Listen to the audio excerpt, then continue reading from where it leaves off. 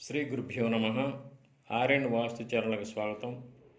ఆగ్నేయం పల్లంగా ఉన్న భూమిలో నివసించే వారికి ఎటువంటి దుష్ఫలితాలు కలుగుతాయో మన ప్రాచీన వాస్తు గ్రంథాలు చక్కగా వివరించాయి.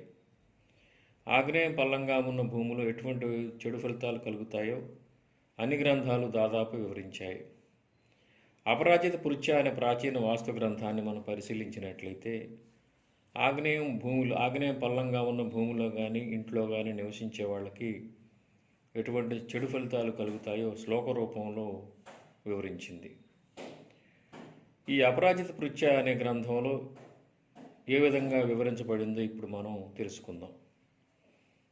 ఆగ్నేయ ప్లవక భూమి అగ్నిదాహ భయావహ శత్రు సంతాపదా నిత్యం కలిదోషోగ్ని ప్లవ స్మృత. అంటే ఆగ్నేయం పల్లంగా ఉన్న స్థలంలో కానీ భూమిలో కానీ నివసించే వాళ్ళకి అగ్ని భయం, శత్రు భయం అనేది ఉంటుందని, ఇక్కడ నివసించే వారికి ఎప్పుడు మంచి పనులు ఎందు ఆసక్తి ఉండదని, చెడు పనులు చేయటం ఎందు ఎక్కువ ఇంట్రెస్ట్ చూపిస్తారని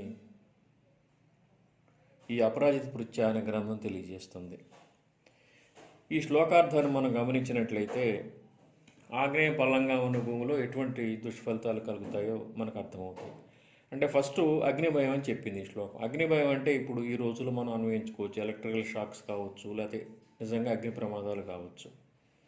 అంటే ఆగ్నేయ పల్లంగా ఉన్న భూమిలో అగ్నితో ఇబ్బంది వస్తుంది. అంటే అగ్ని ప్రమాదం జరగటం కానీ, ఎలక్ట్రికల్ షాక్స్ కానీ జరిగే అవకాశం అధికంగా ఉంటుంది.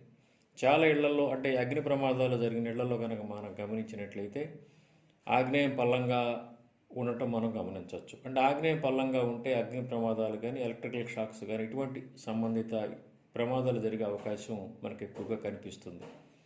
ఈ శ్లోక రూపంలో ఈ గ్రంథంలో చెప్పింది కూడా నేడు నిజమవుతుంది.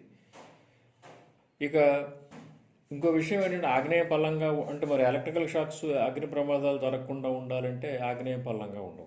ఆగ్నేయ పల్లంగా ఉండకూడదని మరి ఎత్తు కూడా లేకూడదు. నైరుతి కంటే పల్లంగా ఉండాలి, వాయువ్యం ఈశాన్యం కంటే హైట్లో ఉండాలి. ఈ విధమైన సమతుల్యతను మనం పాటించాలి. ఆగ్నేయం పల్లంగా కనుక ఉన్నట్లయితే చెడు ఫలితాలు కలుగుతాయని ఇష్టం వచ్చినట్టు దాన్ని ఎత్తు లేపకూడదు. నైరుతి కంటే తక్కువ మెరగ్గా ఉండాలి. అంటే నైరుతి అన్నిటికంటే ఎక్కువ హైట్లో ఉండాలి. దాని తర్వాత ఆగ్నేయం ఉండాలి. ఆగ్నేయం కూడా వాయువు ఈశాన్యం కంటే హైట్లో ఉండాలి.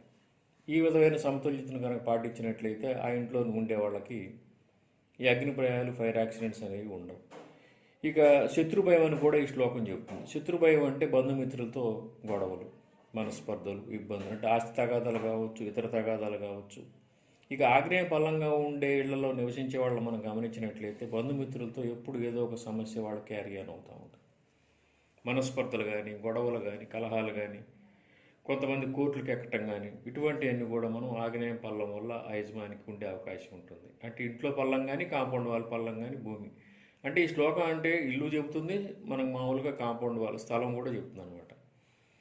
అంటే ఇక్కడ ఆగ్నేయ పల్లంగా ఉండే వాళ్ళల్లో మనకు ఆ ఇంట్లో ఉండే వాళ్ళకి కానీ, ఆ స్థలంలో నివసించే వాళ్ళకి కానీ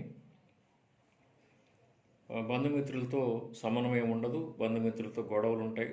పర్టికులర్గా దగ్గర బంధువులతో మనం గమనించుకోవచ్చు. దగ్గర బంధువులతో ఎక్కువగా వీళ్ళకి గొడవలు, చికాకులు కూడా ఉండే అవకాశం ఎక్కువగా ఉంటుంది. దానివల్ల ఏంటంటే వీళ్ళకి మనశ్శాంతి అనేది ఉండదు. అంటే అందుకని ఈ శ్లోకం ఏం చెప్తుంది, శత్రు భయం అని చెప్తుంది. శత్రువు అంటే ఇక్కడ ఏం లేదు, మనకు ఆల్రెడీ కలహాలు కనుక మనస్పర్ధలు వస్తే అవతల ఎంత మిత్రులైనా శత్రువులుగా మారిపోతారు. దానివల్ల వాళ్ళ వల్ల ఏంటంటే వీరికి భయం ఏమంటే అది ఇతరత్ర భయాలు ఉండవు. వాళ్ళు ఏదైనా చేస్తారని భయం అని ఉండొచ్చు, లేకపోతే వాళ్ళతో గొడవ పెట్టుకోవటం, వాళ్ళతో కోర్టులకు వెళ్ళటం, లేకపోతే వాళ్ళతో ఇతర గొడవల వల్ల వీళ్ళు మనశ్శాంతిని కోల్పోతారు అనమాట. ఈ విధంగా ఆగ్నేయ బలంగా ఉండే భూమిలో దగ్గర బంధువులతో కూడా వీరికి మనస్పర్ధలు, బంధుమిత్రులతో కూడా, బంధువులు మిత్రులు మనస్పర్ధలు, చికాకులు, గొడవలు ఖచ్చితంగా ఉంటాయి. ఇక ఆగ్నేయ పల్లంగా ఉన్న భూమిలో కానీ ఇంట్లో కానీ నివసించే వాళ్ళకి చెడ్డ పనులపై ఆసక్తి ఎక్కువగా ఉంటుందని ఈ శ్లోకం తెలియజేస్తుంది. ఇక్కడ చెడ్డ పని అంటే ఏముండదు, కానీ కలహ స్వభావం అధికంగా ఉంటుంది. ప్రతి చిన్న విషయానికి ఓవర్గా రియాక్ట్ అవ్వటం వల్ల ఇతరులతో గొడవపడే మనస్తత్వం వాళ్ళకి తెలియకుండానే వాళ్ళకి వచ్చేస్తుంది. ప్రతి చిన్న దానికి ఎక్కువగా ఆలోచించడం, ఓవర్ థింకింగ్, ఎక్కువగా భూతద్దంలో చూసి కొంతమంది అంటే ఆగ్నేయ పల్లంగా ఉండే భూమిలో నివసించే వాళ్ళకి ప్రతి చిన్న విషయాన్ని ఎక్కువగా ఆలోచించడం వల్ల కలహ స్వభావం అనేది వాళ్ళకి తెలియకుండానే వాళ్ళకు ఉంటుందన్నమాట. ఇంక రెండోది అంటే 1-2 చెడు అలవాట్లు కూడా ఆ ఇంటి నివసించే వాళ్ళకి ఉండే అవకాశం ఎక్కువగా ఉంటుంది. అంటే ఇక్కడ ఏమవుతుందంటే ఎట్లా చెబుతుందంటే ఈ శ్లోకం ఆగ్నేయ పల్లంగా ఉండకూడదు.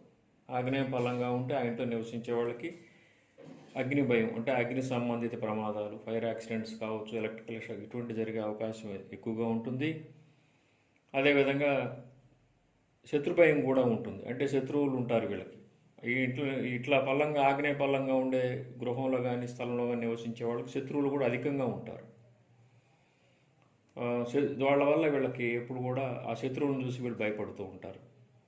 కొంతమంది ఏంటంటే దగ్గర బంధువులకు బంధుమిత్రులు కూడా వీళ్ళకి శత్రువులుగా మారిపోతారు.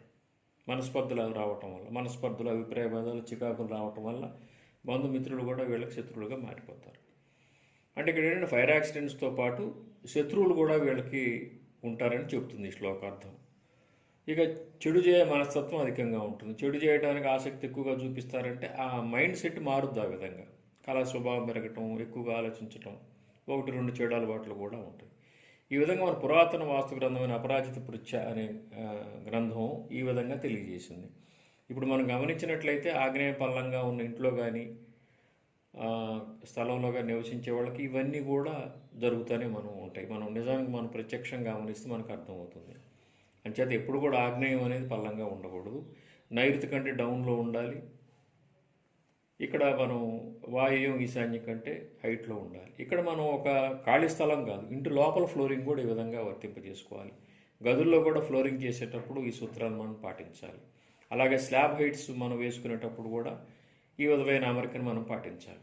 స్లాబ్స్ వేస్తాం, స్లాబ్ వేసినప్పుడు ఏం చేస్తామంటే నైరుతి హైట్ పెడతాం, దానికంటే కొంచెం తక్కువగా ఆగ్నేయం పెడతాం, అటు నుంచి వాయువు ఈశాన్యం ఇంకొంచెం తగ్గిస్తాం.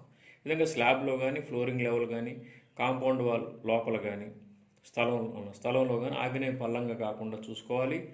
ఈ నైరుతి వాయువు ఈశాన్యాల ఆగ్నేయం మధ్య సమతుల్యత దెబ్బతినకుండా మనం కనుక ఆగ్నేయాన్ని పర్ఫెక్ట్గా ఉంచుకున్నట్లయితే ఆ ఇంట్లో నివసించే వాళ్ళకి సుఖశాంతులు లభ్యమవుతాయి.